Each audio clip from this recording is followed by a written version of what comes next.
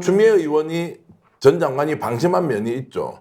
그러나 이것을 조직적으로 모았을 때 이거 뭐냐?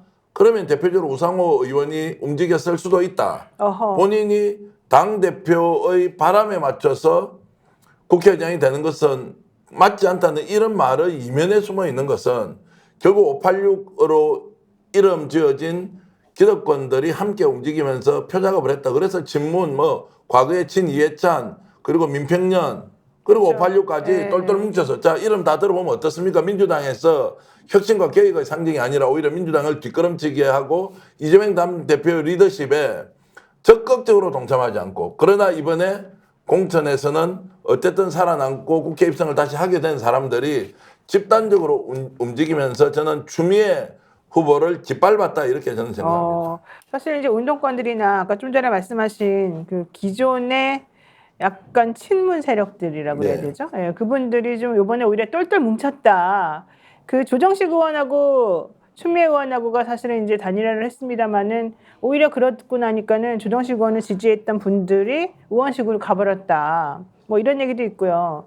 유인태 전 사무총장 같은 경우에는 원래 의원직이 되려고 그랬었다. 뭐 이런 얘기까지 지금 나오는 상황이에요. 자, 어쨌든 그 얘기하기 전에 권대희 본부장 네. 좀 속상하시겠습니다. 1번, 2번 물어봤더니 스픽스에서는 압도적으로 1번을 많이들 얘기를. 아 그래요? 제가 보기에는 3번이 굉장히 많은데 아니 양자택일을 하게 해줘야 되는데 국회의장 후보도 두 사람밖에 안 나와요. 갑자기 3번을 끼워 넣어서 본인 좋아하는 사람 하니까 뭐 3번이 아니, 줄줄줄줄 나와요. 스픽스 3번인데요. 노영희 TV도 3번이에요. 그러니까요. 역시 내가 의원식 같은 사람이다. 와, 정말. 저보고 아니, 네. 노영희 신났네, 조용히 해라, 웃지 마라, 막 이런 얘기까지 나오는데요. 네. 제가 지금 웃는 게 아닙니다, 여러분. 맞습니다. 자, 어쨌든 중요한 거는 지지에 감사드린다 이 말씀드리고요. 1번을 선택해 주셔서 너무 감사드리고요. 네. 역시 이분들은 사회생활을 잘하시는 분들이 우리 네, 함께하고 계신다는 생각이 알겠습니다. 들고 그리고 사실 이번 결과에 대해서는 저는 그런 생각이 들더라고요.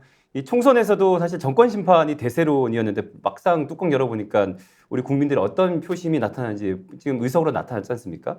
뭐 어유치에 대한 이 대세론, 이 민주당 내에서 당심 안에는 분명히 또 이것에 대한 경종도 울렸구나라는 게 그게 보여지고, 근데 무엇보다 조금 지금 우려스러운 것은 우리가 지금 윤석열 대통령과 김건희 여사에 대해서 우리가 정권 심판에 대한 것들을 힘을 모아서 가야 되는데 이 당내에서 이런 어떤 세력화에 대한 어떤 것들이 좀 부각이 다시 된 것 같아서 네. 앞으로 어떻게 이 중차대한 문제들을 힘을 모아서 갈 수 있을까 좀 걱정스러운 부분이 있습니다. 자, 근데 어쨌든 이재명 대표가 입원치를 일주일 동안 받았었잖아요. 이게 저는 또 조금 안 좋게 작용했었을까? 이런 생각도 좀 드는 게 이재명 대표가 행정권력 남용을 억제하는 게 중요한 국회의 책임이다, 책무다 이런 얘기까지 했지만 결과적으로는 국회의원 당선자들과 그다음에 이제 기존에 당선되었던 기존의 의원님들 어쨌든 의원식 의원을 선택한 거 아니겠습니까? 이재명 대표의 뜻이 좀 명확히 보인다 하더라도 이거는 뭐라고 해석을 해야 됩니까? 그 이재명 대표 인정 못하겠다까지는 아니지만 뭐 네. 이재명 대표가 개인 정치인이고 뭐 운 좋아서 당 대표 됐고 대선 후보 됐으니까 뭐 앞으로 이 사람이 정치 되고 안 되고는 네. 나의 정치와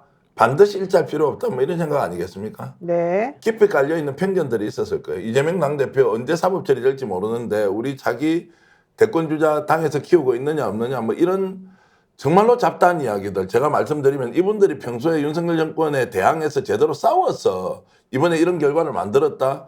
길거리 나와서 제대로 한번 싸움이라도 했습니까? 대통령 탄핵이 아니고 하야라도 하라고 사퇴하라고 이렇게 나와서 정말 찬바람 부는 겨울 길바닥에서 외치기라도 한번 했습니까?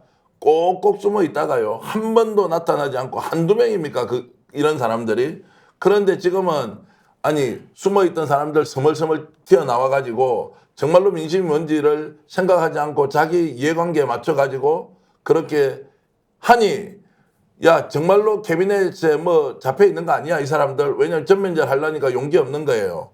뭐가 걸려들면 나도 끝나는데 이렇게 하면서 아까 방송에서 잠깐 말씀드렸지만 제가 들었던 이야기는 이번에 당선된 국회의원 중에 한 명이 모월, 모시, 모일에, 모일, 모일, 그러니까 모월, 모일, 모시에 정말로 누구를 만나가지고 꿇어 앉아서 빌었다는 거 아니에요? 자기 살려달라고.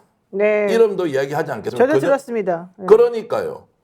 그런 사람이 지금 민주당 국회의원으로 앉아 있으면서 그러면 양심이 털 것만큼이라도 있으면 지금 이 상황에서 누가 되는 것이 더 국민들의 뜻에 따라가는 것이냐 이렇게 결정해야 되는 거 아니냐고요. 양심이 있으면 평소에 싸우지도 않으면서 지금은 국민들 정말 등에 올라타서 무임승차하듯이 국회의원 됐는데 결국 하는 것이라고는 저끼리 똘똘 뭉쳐가지고 야 그래도 우리는 지금 이 상황에서 목숨 걸고 싸울 추미애보다는 합리적으로 정치할 만한 우원식이 더 좋다. 그런 식으로 하라고요. 만약에 이것을 총선 전에 이렇게 했으면 어떻게 됐겠어요? 민주당 이렇게 의석 얻었겠습니까?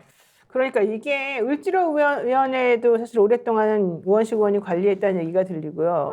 이렇게 되면 이재명 대표가 그렇게 목숨 걸고 총선 때 공천 다 정리하고 기득권들 다 몰아내고 이랬던 것들이 또 좀 허무하게 무너지는 느낌이 나요. 왜냐하면 여기 지금 많은 분들이 나 탈당했어요. 도대체가 당원들의 뜻을 이렇게까지 무시하는 민주당이라는 게 존재할 필요가 있습니까? 너무합니다. 이런 얘기 지금 되게 많이 하고 있거든요. 그러다 보니까 정청래 의원까지 나서가지고 죄송하다. 민주주의가 이렇게 돼버렸다. 뭐 이런 얘기까지 지금 하고 있는 거란 말이죠. 그러면 민주당 국회의원 당선자들이나 국회의원들은 왜 이런 선택을 했을까요? 지금 민주당의 이재명 바람이 너무 세게 부는 게 싫다. 우리 후위를 도모하고 싶다. 뭐 이런 뜻입니까? 그러니까 일단 기본적으로 하나 좀 전제해야 될 건 우원식 네. 의원은 386이라고 분류하기 좀 어려운 57년생이기도 해서 386 선배 세계에서 말씀하신 것처럼 을지로위원회를 통해서 오랫동안 사회적 약자를 활동한 건 사실이기 때문에 일단 뭐 추미애냐 우원식이냐라고 하는 개인의 어떤 능력과 호불호로 좀 얘기하는 건 아니다라는 말씀을 드리는 건데 네. 지금 언론에 나오는 내용들은 그런 거예요.